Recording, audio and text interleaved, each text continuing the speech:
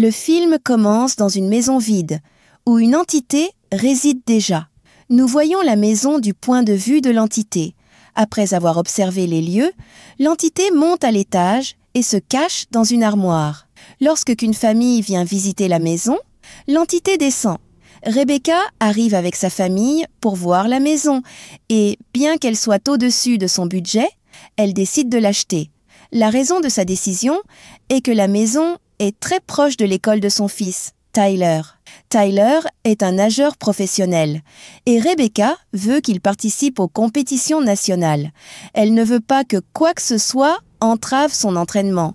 Cependant, le mari de Rebecca est mécontent de son choix, car il pense que leur fille, Chloé, n'est pas prête pour un tel changement. Chloé a récemment perdu une amie et a encore du mal à surmonter ce traumatisme. Mais Rebecca ne semble pas du tout préoccupée par les sentiments de sa fille. Alors que Rebecca et son mari discutent de ces sujets en visitant la maison, l'entité écoute leur conversation. Dès qu'elle réalise que Rebecca traverse une crise émotionnelle, elle commence à la suivre. On voit Rebecca debout près d'un miroir, dont le propriétaire de la maison lui avait dit qu'il s'agissait d'un miroir Gani et qu'il avait presque 100 ans. Pendant ce temps, Chloé explore la maison et entre dans une pièce où elle a l'impression que quelqu'un l'observe depuis l'armoire. La scène coupe et nous voyons que des travaux de peinture ont commencé dans la maison. Cependant, de nombreux ouvriers ont déjà quitté le chantier, convaincus qu'une présence hante les lieux, une sorte d'entité. Quelques jours plus tard, la famille de Rebecca emménage dans la maison. Rebecca est au téléphone et nous apprenons qu'elle a commis une fraude dans sa propre entreprise pour payer l'acompte de la maison. Elle ne ressent aucune culpabilité car elle estime que tout est justifié lorsqu'il s'agit du bien-être de ses proches. À ce moment-là, nous voyons Chloé. Elle est complètement seule, en train de pleurer. Finalement, elle s'endort en pleurant. À peine a-t-elle sombré dans le sommeil qu'elle sent une présence près d'elle. Sursautant, elle se lève rapidement de son lit et se dirige vers l'armoire. Elle demande « Natia, c'est toi ?» Chloé pense qu'il s'agit de l'âme de son amie, venue rester avec elle. Cependant, l'entité ne répond pas. Le lendemain, nous voyons Chloé en train d'étudier, avec tous ses livres éparpillés sur son lit. Puis, elle se lève et part prendre une douche. Pendant ce temps, l'entité entre dans sa chambre et regarde une photo de Chloé et de son amie Nadia. Ensuite, elle range soigneusement toutes les affaires dispersées dans la pièce. Lorsque Chloé sortit de la salle de bain et vit que tout était rangé, elle poussa un cri de peur. Comment cela avait-il pu arriver? Puis, elle comprit que cela devait être Nadia qui l'aidait. À cet instant, elle cessa d'avoir peur de l'âme. En entendant son cri, son père accourut dans la chambre et lui demanda ce qui s'était passé. Chloé mentit en disant qu'elle venait juste de voir un rat. Elle ne voulait pas dire à son père que l'âme de son amie était là. Le père de Chloé descendit alors et parla de l'état de Chloé avec Rebecca. Il lui dit que leur fille n'allait pas bien. Son amie était morte d'une overdose de drogue et maintenant, une autre fille en ville avait été assassinée. Il insista sur le fait qu'il devait s'occuper de Chloé. Cependant, Rebecca semblait totalement indifférente. Elle alla même jusqu'à dire à son mari « Je pense que tu te fais des idées ». À ce moment-là, leur fils, Tyler, rentra à la maison avec son ami Ryan. Tyler présenta Ryan à sa famille et à Chloé. Ryan fut immédiatement attiré par Chloé, mais Tyler le mit en garde et lui interdit de se rapprocher de sa sœur. Cette nuit-là, Rebecca et son mari discutèrent à nouveau de la situation de Chloé. Le père de Chloé pensait qu'elle avait besoin de voir un thérapeute, mais Rebecca s'énerva et insista sur le fait que tout ce dont Chloé avait besoin, c'était du temps. Cela irrita son mari, qui s'emporta et lui rappela que Chloé était autant sa fille que Tyler l'était. Le lendemain, alors que Chloé était seule à la maison, Ryan, l'ami de Tyler, vint rendre visite à ce dernier. Chloé lui proposa un verre et l'invita dans sa chambre. Au début, Ryan refusa en expliquant que Tyler lui avait dit de ne pas entrer dans sa chambre. Cependant, malgré ses paroles, il finit par entrer. Tous les deux commencèrent alors à consommer de la drogue et Chloé partagea sa douleur avec Ryan. Elle lui confia à quel point elle se sentait seule depuis la mort de son ami.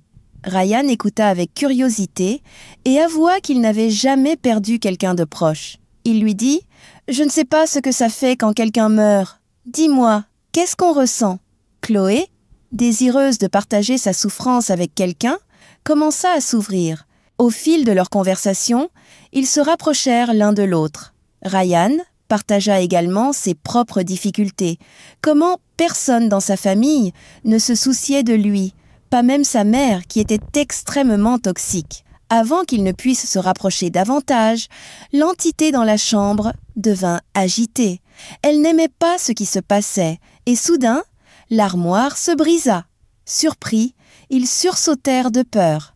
Ryan supposa que l'armoire devait avoir une charnière défectueuse, ce qui avait causé sa chute. Mais Chloé savait que ce n'était pas le cas. Elle comprit que c'était l'âme qui en était responsable. Alors qu'elle s'approchait de l'armoire, elle sentit un violent coup de vent sur son visage, ce qui l'effraya.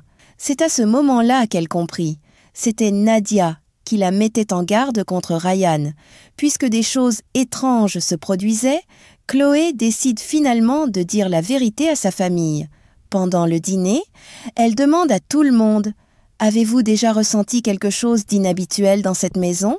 Comme une présence ? Avez-vous déjà eu l'impression que quelqu'un d'autre vivait ici avec nous, même si nous ne pouvons pas le voir ?» En entendant cela, son frère, Tyler, pense qu'elle est folle. Il lui dit « La mort de ton ami t'a vraiment perturbée. De quoi parles-tu » Ces paroles font éclater Chloé en sanglots. Son père réprimande Tyler pour son manque de sensibilité, mais Tyler se met en colère et quitte la table. Leur mère part également. Plus tard, suivant le conseil de leur père, Tyler va s'excuser auprès de Chloé. Cependant, Chloé est toujours bouleversée et furieuse, elle le met dehors. Frustré, Tyler se plaint à nouveau à son père, mais celui-ci lui explique « Chloé est sous le choc, tu dois être plus compréhensif et prendre soin d'elle. » Mais Tyler reste complètement indifférent. Pendant ce temps, il raconte sans honte à sa mère une farce qu'il a faite à une fille, comment il a divulgué ses photos privées. La mère de Tyler ne le réprimande pas pour ce qu'il a fait. Cependant, la présence dans la maison, l'âme, ne prend pas cela à la légère. En guise de punition, l'entité entre dans la chambre de Tyler et commence à semer le chaos. Elle fait tomber tout ce qui s'y trouve, ses trophées, sa tasse et toutes ses affaires. Chloé est la première à entendre le bruit et se précipite dans la pièce. Bientôt, le reste de la famille suit. Tout le monde est complètement choqué par ce qu'il voit. La peur les envahit et ils s'enfuient dehors. Chloé sort également et leur dit « Ce n'est personne d'autre que mon amie Nadia. Elle est venue rester avec moi. Vous n'avez pas à avoir peur d'elle. » Cependant, Tyler et sa mère sont bien trop terrifiés pour retourner à l'intérieur. Bien qu'ils croient désormais que Chloé disait la vérité et qu'une entité existe vraiment dans la maison, ils refusent d'y retourner. Le père de Chloé, en revanche, reste à ses côtés. Il convainc tout le monde de rentrer. Une fois de retour dans la maison, le mari de Rebecca appelle la femme par laquelle ils ont acheté la maison. Il lui demande « S'il y avait une entité ici, pourquoi nous avez-vous vendu cette maison ?» La femme répond « Il n'y avait aucune entité ici avant, mais si vous sentez qu'il y a une présence, je peux envoyer ma belle-sœur. Elle est médium et aide les gens à gérer ce genre de situation. » Le mari de Rebecca accepte. Le lendemain après-midi, la médium arrive à la maison. Dès qu'elle franchit le seuil, elle sent un vent souffler sur son visage.